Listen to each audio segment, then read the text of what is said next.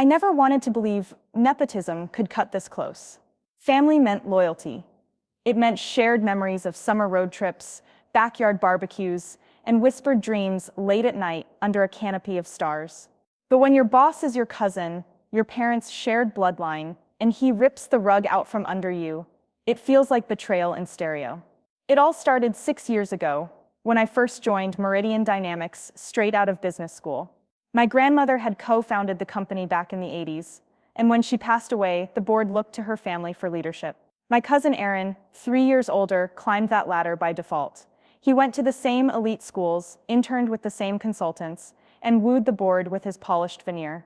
I, on the other hand, was the quiet one, always in the background with my spreadsheets and my endless ideas. I wrote the playbooks that pushed revenue up 20% in our first year and designed the analytics platform that cut client churn in half. But Aaron presented them. Aaron took the glory. "Lily, explain this to the board," he'd say, tossing me a PowerPoint deck. I'd nod, click through quarter-by-quarter growth, optimized resource allocations, and they'd lean forward, interested. But when the applause echoed, I'd see Aaron's lips curl into a practiced smile as he took the mic and credited the visionary leadership of Meridian's new COO. I told myself it didn't matter. I had the satisfaction of the work itself. And for a while it did. I saw the company expand into 3 new markets, opened offices in Berlin and Singapore, and watched our employee count double. I was in my element, building, refining, executing. Meanwhile, Aaron was the face. I was the engine. Then came the product that changed everything. Meridian Pulse, an AI-driven client engagement suite that predicted when our customers were about to churn and suggested personalized retention strategies. I'd spent 2 years working with the R&D team, nights in lab coats, weekends coding and testing. We ran hundreds of A/B tests. We iterated the recommendation algorithm until it was 87% accurate. It was groundbreaking. I remember the day we prepared to launch it. The conference room was packed. Board members, department heads, even the janitorial staff had heard whispers and snagged invitations. I arrived early, setting up my laptop and the demo environment. Aaron strolled in, designer loafers tapping against the marble floor, smooth as ever. "Ready to wow them, cuz?" he asked, clapping me on the shoulder. He had a way of using that word, cuz, that was both familial and dismissive, like reminding me I was part of his playground. I smiled tightly. All set. The CEO, Mr. Grayson, opened the meeting. "Thank you all for joining. Today is a landmark moment for Meridian Dynamics." He gestured to Aaron, who stepped forward. Aaron's presentation was impeccable. Slick animations, polished talking points, confident pauses, then he hit the button, and the screen morphed into a live demo of Meridian Pulse. I watched as he clicked through dashboards that I had painstakingly designed. Lines of code I'd written formed the backbone of every prediction. The room gasped as churn probabilities flickered, color-coded from green to red. Below, suggested outreach templates flashed, templates I had curated based on hundreds of customer interviews. He concluded with flair, "Ladies and gentlemen, Meridian Pulse is our gateway to a future where we don't just react to customers, we anticipate their needs. This is the future, and I'm proud to lead us there." Applause. The board rose to their feet. I sat frozen, heart pounding, as Aaron soaked it in. Afterward, I slipped out of the room, abandoning the remnants of my slides. I didn't speak. I couldn't. I felt hollow. The next morning, I received an email from HR. "We'd like to move your annual review to finalize your new compensation package." My heart fluttered. I clicked through, scrolling until I saw it. Instead of the 20% raise I'd been promised, there was a note, "Given recent organizational changes, your compensation will remain at the current level." No explanation, no request for a meeting, just a tacit shutdown. I marched to HR. The young HR manager tried to placate me. Aaron has taken on more responsibilities. He'll be leading the Pulse rollout, so budgets are tight." I stared at her. "That platform is my brainchild." She pressed her lips together. "I'm sorry you feel that way, but it's out of my hands." The betrayal cut deeper than I expected. Not only had Aaron stolen my credit, he'd also taken the financial reward while casting me aside. I realized then that Meridian's politics were more toxic than I'd ever acknowledged. By that afternoon, I handed in my resignation. I walked through the open plan office, nodding once to the team I'd grown close to, developers, marketers, analysts, then up the sleek staircase to Aaron's office. I knocked once. "Emma," he said, looking up from his smartphone. "I saw your notice." I sat opposite him, my spine rigid. "You took my work, my raise, and left me nothing. Is there anything you'd like to say?" He leaned back. "I did what was necessary for the company." "For you," I corrected. "It wasn't Meridian's benefit, it was your resume. Meridian Pulse bears my fingerprints." He smirked. "You're emotional right now." I stood. "I'm sad you never valued me, but I'm not emotional. I'm done." I turned and left, passing the HR manager in the hallway, raising my head so she could see that I was not emotional, but resolute. After that, I spent 2 months laying low. I took a sabbatical in Vermont, walked through forests dusted with early snow, journaled every morning, and tasted real maple syrup. I refused to think about Meridian. I wrote code for fun, tinkered with freelance projects, and met with friends for wine. But underneath the serenity, a spark was growing, a plan for revenge, not petty sabotage, but a professional coup that would show Aaron what happens when you betray the engineer in the shadows. One evening in January, nestled by a roaring fireplace at my lakeside cabin, I reconnected with an old college friend, Sophia, who had founded a small but promising AI startup called Novametrics. She'd pivoted her venture toward client sentiment analysis using natural language processing, exactly the kind of technology that combined with Meridian Pulse could become a market juggernaut. We talked through the possibilities: a merger, a partnership, or maybe hiring me to build a next-gen product that would blow Meridian's predictive model out of the water. Sophia said, "You're the only person I trust to architect this. How would you like to come on board as CTO?" I nearly choked on my cocoa. "I'll think about it," I said, heart racing. But the next morning, I drafted a roadmap for Nova Pulse, a fusion of Meridian Pulse's predictive engine with Novametrics' NLP sentiment analysis, creating an omni-channel engagement suite that not only predicts churn, but also understands why customers are unhappy. I sent it to Sophia. She replied instantly, "This is brilliant. When can we start?"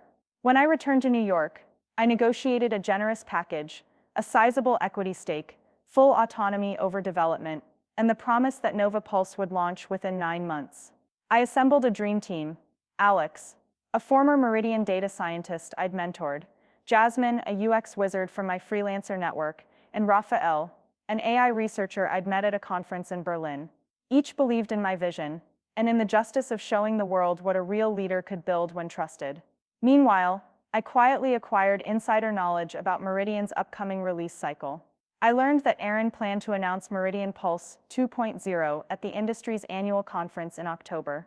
I connected with key sponsors and exhibitors there, offering them a private demo of our beta Nova Pulse. They listened, their eyes widening at the accuracy of our sentiment markers, identifying customer frustration down to specific feature requests with 92% precision. By midsummer, the buzz had begun. Trade journalists started sniffing around. Is Meridian Dynamics about to be upstaged by a stealth rival? Who is the mysterious Dr. Carter leading Novametrics' AI revolution? I kept my identity under wraps, using my married name and a nondescript avatar on industry forums. Back at Meridian, rumors circulated. Aaron's PR team stepped into full crisis mode, pumping out press releases about enhancements and partnerships. They arranged flashy webinars featuring Meridian execs. But each time, someone on LinkedIn countered with a screenshot from our private demo showing Nova Pulse outperforming their benchmarks by 30%. The comments thread buzzed. "Has anyone seen Carter's demo? #GameChanger. At the office, rumors mutated into unease. I still had friends there, loyal developers, account managers who whispered, "Wish Emma was back." I learned that Meridian's board was uneasy. Clients were asking for Carter's solution, not Meridian's. Aaron spent sleepless nights pacing his penthouse apartment, fuming at unseen headlines. Finally, October arrived.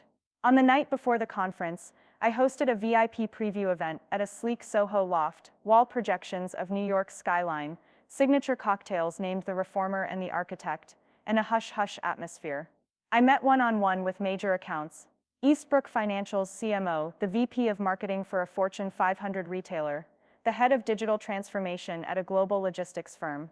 Each played with the demo, charted predicted churn brackets, customer satisfaction heat maps, sentiment triggers, and leaned in to whisper, "When can we buy this?" One by one, I secured pre-orders.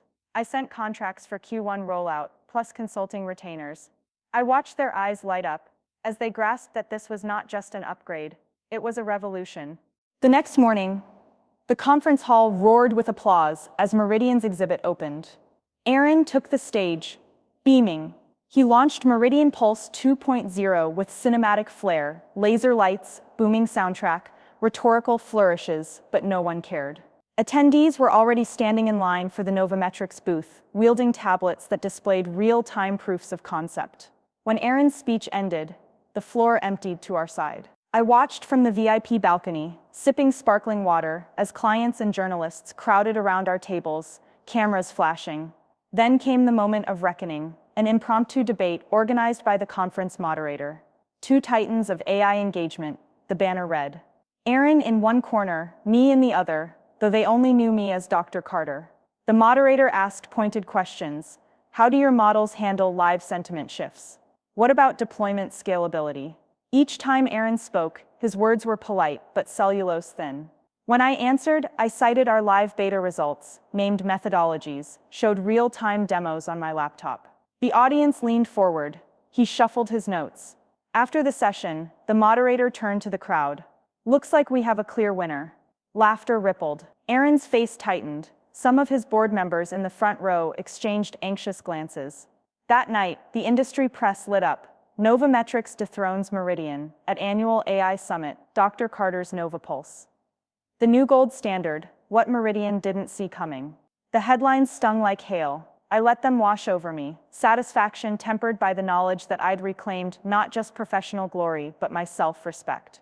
On the plane home, I opened my laptop and saw an email from Meridian's CEO, forwarded by a mutual contact, Emma, impressive showing. Let's talk next quarter about integrating NovaPulse under the Meridian umbrella. I smiled, closed the message, and archived it, an offer too rich to accept, but proof that even the biggest cousin boss could learn the hard way that real success can't be stolen or confined to bloodlines. Because when family betrays, you don't hold a grudge, you build a future so bright they can't help but notice. The morning after the summit felt surreal. I woke before dawn in my Manhattan apartment, still wearing the black sheath dress I'd worn on stage, eyes tracing the city skyline through floor-to-ceiling windows. My phone buzzed, messages from investors congratulating me, DMs from press outlets requesting interviews, and one terse note from Aaron. We need to talk. I sipped cold coffee and let the adrenaline settle into purpose. Today, the final act would play out. Mid-morning, I flew to Chicago for a scheduled strategy meeting with our largest retail partner, Crestfield Department Stores. As Meridian's COO, Aaron had led all previous negotiations and failed. Inventory gluts, misfired promotions, and stale customer engagement had eroded Crestfield's trust. He'd blamed market forces, Crestfield blamed Meridian. They were ideating a shift to a competing vendor when I stepped in. I arrived at Crestfield's gleaming corporate campus, greeted by their CMO, Danielle Reyes, a tough-minded leader with little patience for corporate games. She ushered me into a glassed and war room, walls plastered with performance dashboards and sticky notes. Aaron hovered at the back of the room, attempting a polite smile. Danielle cut right to the chase. Meridian Pulse 2.0 under-delivered. Our Q3 digital sales fell 12%. We're exploring alternatives. She paused, eyes fixed on Aaron. Then we saw NovaPulse's early results. 28% lift. You tell me why we should stick with Meridian at all. Aaron opened his mouth, then hesitated. I stepped forward. Thank you for the opportunity, Danielle. Crestfield deserves a solution that actually works. NovaPulse can be integrated immediately into your existing tech stack, no redevelopment needed. We'll subcontract through Meridian's dev team, ensuring seamless rollout. I clicked to a slide showing integration architecture, simple API calls, minimal downtime. Behind me, Aaron shifted uncomfortably. Danielle's eyes softened. That's exactly what we need. She turned to Aaron. Looks like we'll be signing with Emma's team. Aaron's face fell as Danielle extended her hand to me. I shook it firmly. We'll get you the contract by end of week. As Danielle left, leaving Aaron and me alone, he closed his eyes. Emma, I held up a finger. No apologies, just signatures. He nodded, defeated. I'll send the docs. And with that, I secured Crestfield's multi-million-dollar contract. Back in New York, I convened an all-hands for Novometrics. The office pulsed with energy, whiteboard scribbles, celebratory banners, the hum of servers processing real-time data. I stepped onto a makeshift stage, 2 milk crates, a plywood board. Aaron's shadow of his former swagger stood in the back corner. I addressed the team. We did it. Crestfield is on board. We're the new market standard. Applause erupted. I looked out at the faces, developers, sales reps, customer success managers, people who'd believed in me when bigger names turned away. My voice cracked with emotion. Thank you for trusting this vision. Later, I gathered Aaron in my corner office. Glass walls, daylight spilling in. The Crestfield contracts lay on the desk between us. I with my fountain pen, black ink, bold strokes. I'm ready to sign, I said, gesturing. He watched as I inked my name. Then I pushed the pen toward him. Your turn, he swallowed. I'm not signing. Surprised, I leaned back. Why not? He exhaled. Jane Harrington, my wife. She's pregnant. I need to focus on family. His voice wavered, genuine for perhaps the first time. I studied him. His eyes glistened not with scheming ambition, but fear of fatherhood, of stepping into roles he'd always taken for granted. Congratulations, I said quietly. That's wonderful. He nodded, pen hovering. Meridian's offer, you turned it down? I asked. He nodded again. I don't want to compete with you. You deserve this more. Silence filled the room. Then I pushed the signed contract toward him. Sign here under Novometrics, and let's collaborate. Crestfield cares about results, not politics. We can build this together. He closed his eyes, exhaled, and signed. The ink dried in a minute that felt eternal. We shook hands, not as rivals, but as equals. 3 months later, I sat on a stage at TechNext's flagship conference, a sold-out auditorium. The keynote banner read, "The Rise of Phoenix AI, Reinventing Client Engagement." I outlined our journey from startup underdog to market leader, chronicling the challenges, the betrayals, and the allies who refused to let the company fall. Mid-speech, I told the audience, sometimes the biggest obstacle isn't lack of resources, it's learning who to trust. I nearly lost everything to nepotism and politics. But innovation always finds a way when driven by integrity. I clicked to a slide showing Meridian's logo next to Novometrics, Meridian X Novometrics Partnership. Beneath it, empowering engagement at scale. The crowd rose to its feet. Phones recorded, applause thundered. I felt the rush of vindication, but also the warmth of triumph tempered by redemption. In the front row, I spotted Danielle Reyes from Crestfield, giving the thumbs up and a familiar silhouette beside her. Aaron, back as a strategic advisor, proud father to be shadowing my success. That evening, on my rooftop overlooking the glittering city, I toasted with my team, flutes of champagne catching the neon sky. We celebrated a new era, one born of betrayal but raised on trust and collaboration.